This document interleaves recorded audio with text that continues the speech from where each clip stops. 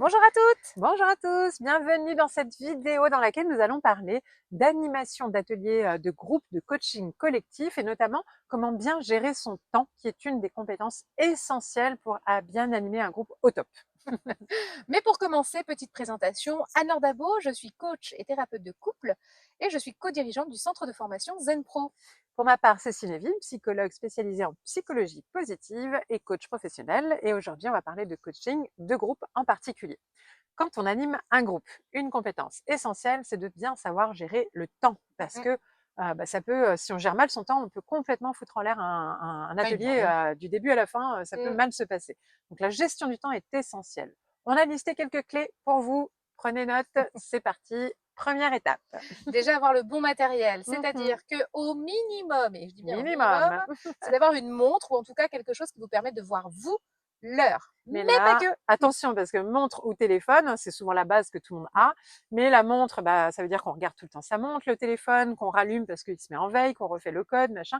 C'est pas hyper discret, c'est pas fluide autant. Donc ça, c'est quand même la base, c'est toujours mieux que rien.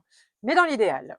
Ben, c'est d'avoir une pendule. Et d'ailleurs, il y avait dans certains bureaux qu'on nous on Ouais. louait, Mmh. il y avait deux Deux, pendules même, ouais. sur deux faces opposées. Et ce Ouais. qui nous permettait d'avoir, nous, l'œil discret sur une pendule, et qu'en plus, le groupe, de manière très naturelle, Vous pouvez voir avoir l'heure. quand même un œil sur le temps eux aussi. Je sais pas si vous avez déjà participé à des formations, des ateliers ou des stages, mais c'est vrai quand on voit l'heure, on sait un peu plus où on en est. Et à la fois des fois de pas penser à l'heure, ça fait du bien, mais à la fois c'est rassurant de savoir combien de temps il Ça nous cadre? reste, etc. Ça donne un cadre. Donc c'est vrai qu'idéalement, quand on peut avoir deux horloges visibles des deux Ça, c'est côtés, chouette. c'est C'est vraiment, ultra nous on adore. confort. Ouais, c'est vraiment pratique. Mais pas seulement. Il peut y avoir des petits outils aussi pratiques et visuels sur des temps particuliers, notamment la gestion des temps de parole. Et donc là, on peut utiliser Un soit un sablier. chrono, mais l'idéal c'est les sabliers parce qu'un sablier ça se voit, c'est doux, c'est joli.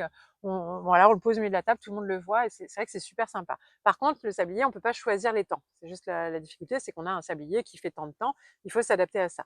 Après, nous, on utilise aussi les chronos sur le téléphone, ça Ouais. marche très bien, mais attention de mettre des sonneries pas trop Douce, agressives, délicat. voilà, parce que ça peut être un peu Un comme ça, carillon, tu voilà, vois. un petit carillon, un petit bip, un petit truc, voilà, simple.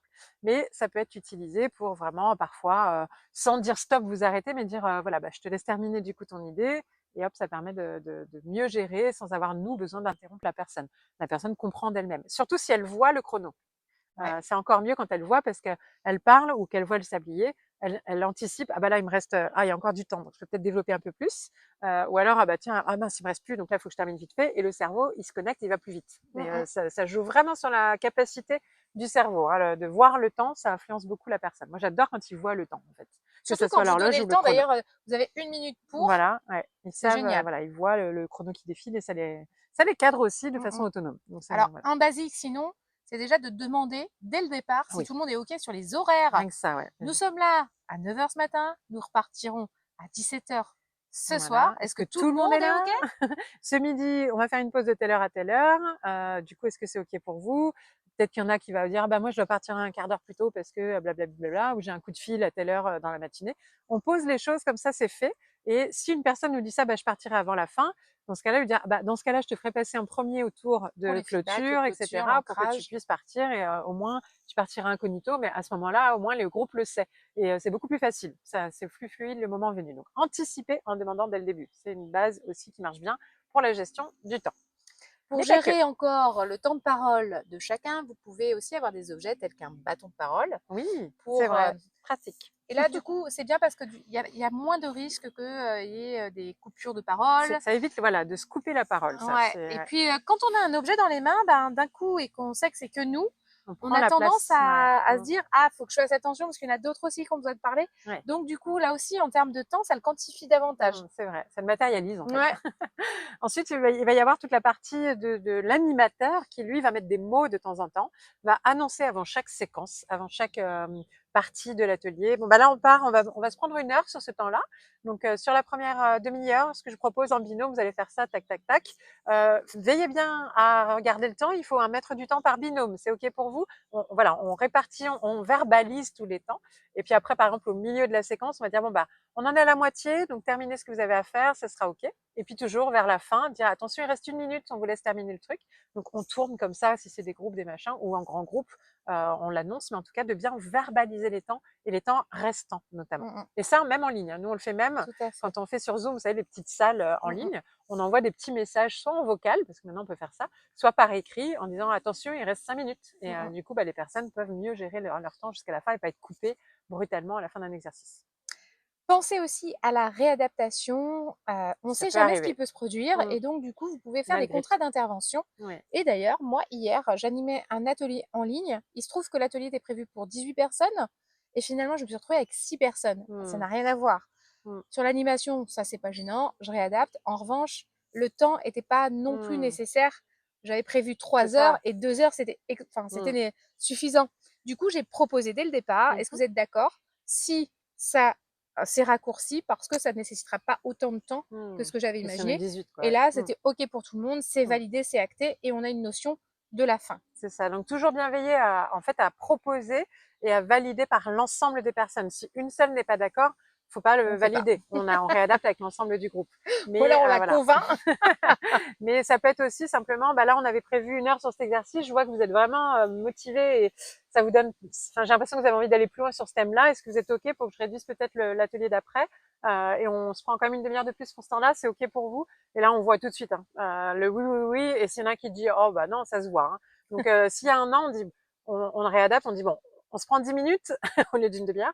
Et puis, enfin, voilà, c'est de la négociation, en fait, pour avoir un maximum de prise en compte de chacun. Parce que si tout le monde dit oui, sauf un, et que vous suivez que le 1, tous les autres risquent d'être frustrés aussi. Donc, c'est vraiment et négocier. Si vous suivez tout le groupe et pas et le pas lui, 1, voilà. c'est lui qui va se retrouver frustré. Donc, le juste milieu. Compromis.